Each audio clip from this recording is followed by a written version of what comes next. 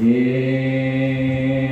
પૂર્ણ પુરુષોત્તમ પ્રભુ પરબ્રહ્મ જય સર્વોપરિ સુખકાંદ સહજાનંદજી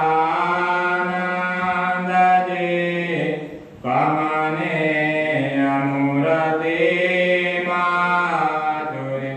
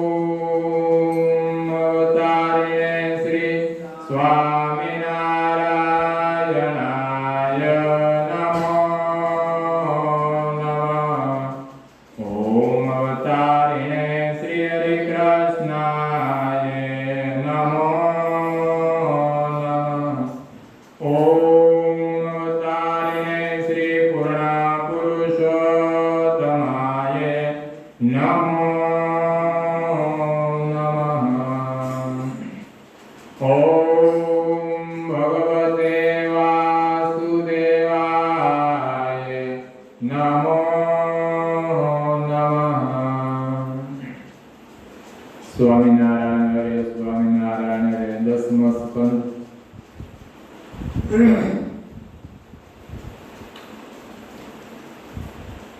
ઉર્મિલાદીનું પાત્ર.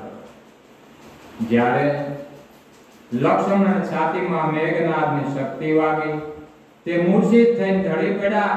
રામજી એનું મસ્ત ગોદમાં લઈને ચોધાર આંસુથી રડવા લાગ્યા. સારું એ વાનરદળ નારાજ થઈ ગયો. રામજી કલ્પાંત કરે છે, લક્ષ્મણ સવાર સુધીમાં નહીં જાગે તો મારું મૃત્યુ માની લે. વાનરદળ મુંજાઈ ગયું. વિભીષણના આદેશથી હનુમાનજી લંકામાંથી સુનેત નામના વૈદને બોલાવીને લાવ્યા છે. અને સુસેન વૈદ કે ઘા મિટાવવો અશક્ય છતાં એક ઉપાય છે, પણ તે કઠિન છે. હનુમાનજી કે શ્રી રામની કૃપાથી અમારે માટે કોઈ કઠિન નથી.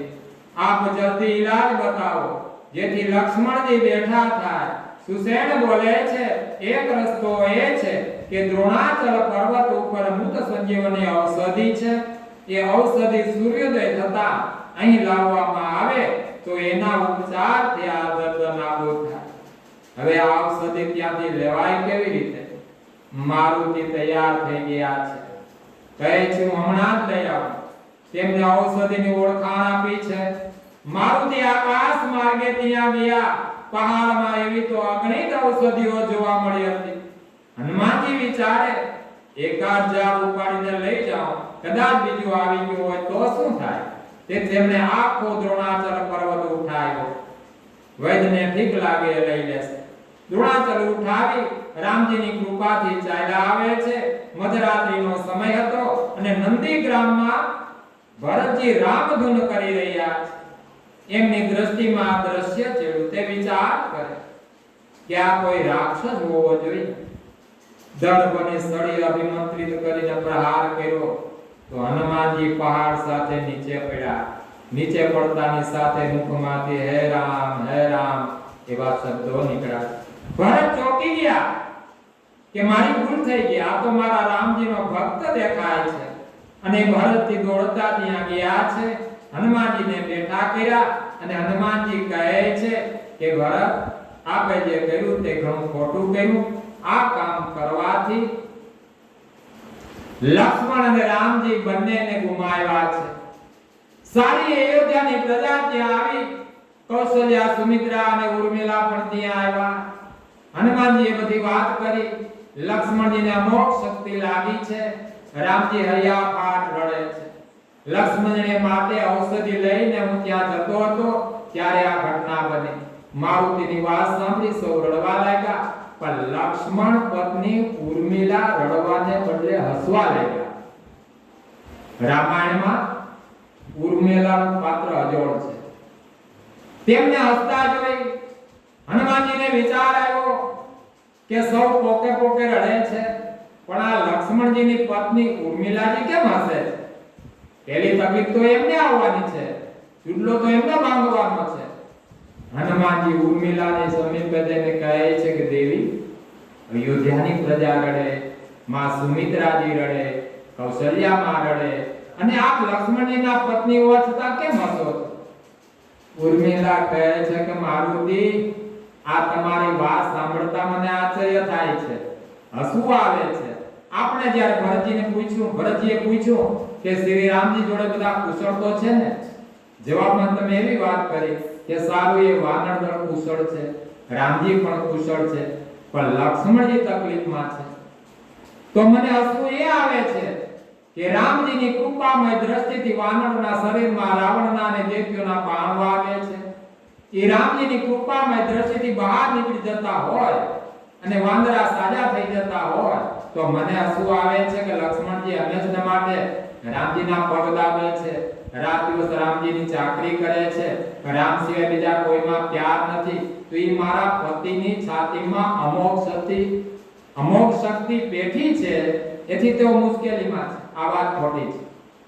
મારુતિ ચોકી વિઠા કે આ કેટલું સરસ સમજે છે.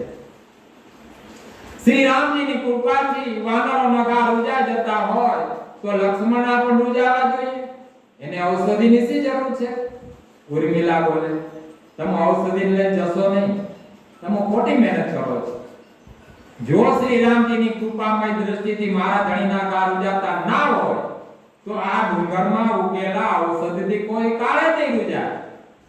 મારુતિ વિચાર કરે કે આનું કારણ શું હશે. ઉર્મિલાને કહે છે કે દેવી, તું જ મને સમજાય, આનું કારણ શું છે? આજે લક્ષ્મણની છાતીમાં અમોઘ શક્તિ પેઠી કેમ? ઉર્મિલા વગર ટીવીએ રાજમહેલમાંથી બધું જોઈ શકતા હતા. ઉર્મિલાની રામજીમાં અજોડ ભક્તિ હતી. દેખો, રામાયણ કહે છે કે પંચવટીમાં રાત્રે રામજી કોઢા હતા, લક્ષ્મણજી ચોકી પેરો ભરતા હતા, અને બરાબર મધરાત્રિના સુમારે સામે એક સફેદ આકૃતિવાળી સ્ત્રી દેખાણી. લક્ષ્મણ વિચારે, મધરાત્રિએ મારા રાહ પર આ સુંદરી કોણ છે? લક્ષ્મણ વંદન કરીને કહે છે, આપ મારા રસ્તામાંથી હટી જાઓ. મારા પ્રભુ ઝૂંપડીમાં કોઈડા છે, હું ઝૂંપડીની પ્રદક્ષિણા કરું છું અને ચોકી પેરો કરું છું, તો આપ કોણ છો? સફેદ આકૃતિવાળી સુંદરી કહે છે, હું સાક્ષાત નિંદ્રા દેવી છું. તમારી સાધનાથી પ્રસન્ન થઈ છું. જ્યારથી તમે નારાયણની સેવામાં લાગ્યા છો ત્યારથી એક દિવસ પણ મારો સ્વીકાર કર્યો નથી. આજે મને થાય છે ઘણા મહિનાની ઊંઘ તમારી આંખોમાં લાગી હશે, થાક પણ લાગ્યો હશે. તમારા સિર પર મારો પાલવ ઓઢાડો એટલે આપનો થાક નાબૂદ થઈ જાય. લક્ષ્મણ કહે છે કે દેવી, રામજીનો ભક્ત થયા પછી જેને શ્રી રામનું સ્વરૂપ ઓળખાણું છે એના જીવનમાં થાક હોય જ નહીં. જેના જીવનમાં નારાયણની સેવાનો થાક લાગે છે એને જીવનમાં ભક્ત પદ ક્યારેય મળતું નથી. રામજીની સમીપે રહેનારને તો આરામ જ હોય. નિંદ્રા દેવી ખૂબ માથાકૂટ કરે ત્યારે લક્ષ્મણજી કહે છે, તમે એક કામ કરો, નારાયણની સેવાથી મને જરા પણ થાક નથી. અયોધ્યામાં મારી પત્ની ઉર્મિલા બેઠી છે. રામજી અયોધ્યા છોડીને વનમાં આવ્યા ત્યારથી ઉર્મિલા નારાયણની આગળ દીવો કરી 24 કલાક રામજીની કુશળતા ચાહે છે. એના નામનો જપ કર્યા કરે છે. અહીં તો મને રામજીના દર્શન છે, પણ ત્યાં જાઓ, ઉર્મિલાનો થાક ઉતારો. નિંદ્રા દેવી અયોધ્યાના મહેલમાં પધાર્યા છે. ઉર્મિલાની સામે શ્રી નારાયણનું સ્વરૂપ છે. ઉર્મિલાની આંખમાંથી આંસુની ધારા જાય. તે પ્રાર્થના કરે, મારા દરેક સુખના ભોગે મારા રામ કુશળ રહે. વનમાં મારા રામજીને કોઈ પીડા ન થાવ, માતા સીતાને કોઈ આપત્તિ ન આવો, મારા સુકૃતના ભોગે મારા સીતાના મનમાં કુશળ રહે. આ પ્રમાણે રડતે નેત્રે ઉર્મિલાજી ભગવત પ્રાર્થના કરી રહ્યા છે ત્યાં નિદ્રા દેવી આવીને વંદન કર્યું અને બોલે છે કે દીકરી તારી સાધનાને વંદન દો. આજે કેટલા મહિનાથી તું રડી રડી રામજી કુશળતા ઈચ્છે છે. ઉર્મિલાની કરુણતા જોઈ નિદ્રા દેવીની આંખમાં આંસુ આવ્યા. લક્ષ્મણ કરતા તો ઉર્મિલાની સાધનાને હદ આવી ગઈ છે. વનમાં રહેલ પોતાના સૌભાગ્ય લક્ષ્મણને યાદ નથી કરતી, પોતાના શરીરની પણ પરવા નથી કરતી. આજે રામજીને યાદ કરી કરીને રડે છે. નિદ્રા દેવી બોલે છે કે બેટા મારો એકવાર સ્વીકાર કર. ઉર્મિલા લક્ષ્મણથી આગળ વધે એવા છે.